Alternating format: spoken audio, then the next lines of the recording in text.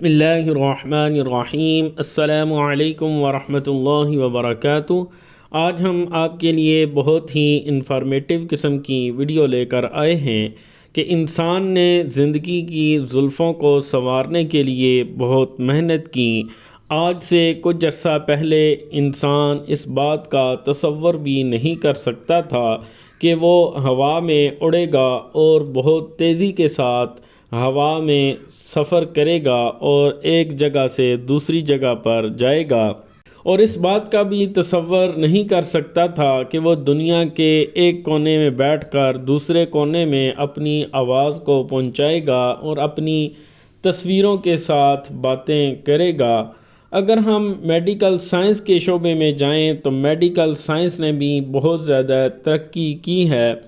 آج سے کچھ عرصہ پہلے ہم ان باتوں کا تصور بھی نہیں کر سکتے تھے جن کا میڈیکل سائنس آج علاج معالجہ بھی کر رہی ہے، اور بہت سی ایسی بیماریاں جن کا علاج ممکن ہی نہیں تھا آج ہم ان بیماریوں کا علاج بھی کر رہے ہیں۔ اگر ہم زراعت کے شعبے میں جائیں تو اس میں بھی بہت زیادہ ترقی ہوئی ہے، جس کی وجہ سے آج ہم اپنی خوراک کی ضروریات کو پورا کر رہے ہیں۔ پہلے کی نسبت آج پیداوار بہت زیادہ ہے۔ اگر ہم مرغیوں کو ہی لے لیں تو ان کی نسل میں بھی بہت تیزی سے اضافہ ہو رہا ہے۔ جیسا کہ آج سے کچھ عرصہ پہلے چند ایک مرغیاں گھروں میں رکھی ہوتی تھیں جو کہ ہماری گوشت اور انڈوں کی ضروریات کو پورا نہیں کرتی تھیں، تو آج ہم اس موضوع کے لیے ایک آدمی کا انتخاب کیا ہے، ایک ایسا آدمی جس نے بیماری کے باوجود ایک متحرک زندگی گزاری۔ جی ہاں، تو آج ہم اسٹیفن ہاکنگ کا تذکرہ کریں گے۔ اسٹیفن ہاکنگ ایک بہت بڑا سائنسدان تھا جس نے بہت سی پیشن گوئیاں بھی کی تھیں۔ اسٹیفن ہاکنگ کا کہنا تھا کہ انسان کسی باہر کی بیماری یا کسی سیارے کے حادثے کی وجہ سے تباہ نہیں ہوگا، بلکہ یہ اپنی ہی تباہی کا سامان خود پیدا کرے گا۔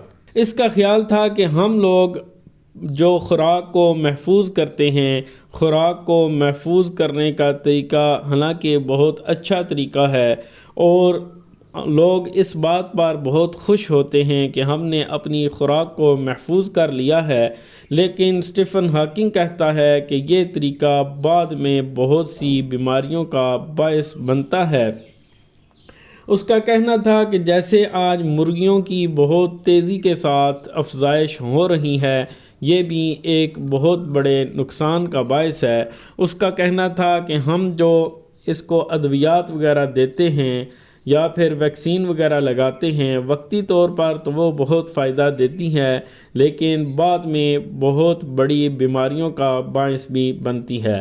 مثلاً ہم کینسر کے مریضوں کو بہت سی ویکسین وغیرہ لگاتے ہیں جو کہ ویکسین بعد میں کسی اور بڑی بیماری کا باعث بنتی ہے۔ اسٹیفن ہاکنگ کا کہنا تھا کہ مصنوعی ذہانت جو کہ آج کل بہت عام ہو رہی ہے، جیسا کہ روبوٹ وغیرہ آج کل بہت زیادہ تیار کیے جا رہے ہیں، اور لوگ اس بات سے بہت خوش ہوتے ہیں کہ آج انسانوں کی جگہ روبوٹ کام کر رہے ہیں۔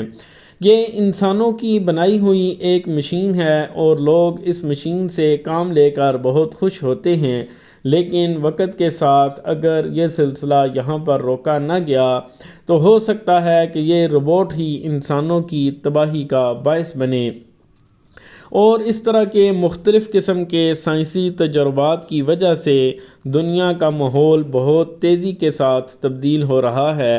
مثلاً گرمیوں کے مقابلے میں سردیوں کا دورانیہ بہت کم ہو رہا ہے۔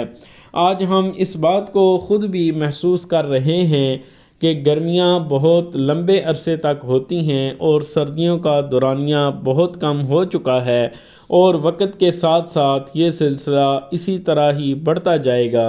اور اسٹیفن ہاکنگ کا کہنا ہے کہ یہ حالات اس قدر خراب ہو جائیں گے کہ زمین کا درجہ حرارت اس قدر بڑھ جائے گا کہ انسان کا یہاں پر رہنا مشکل ہو جائے گا۔ اسٹیفن ہاکنگ کا کہنا ہے کہ انسان نے اپنی تباہی کے لیے بہت ہی جان لیوا قسم کے ہتھیار بنا لیے ہیں۔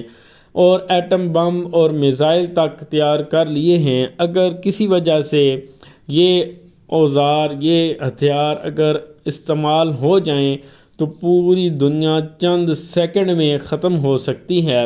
اسٹیفن ہاکنگ کا کہنا تھا کہ انسان نے ترقی کرنے کی بجائے اپنے آپ کو بہت زیادہ مشکل میں ڈال دیا ہے۔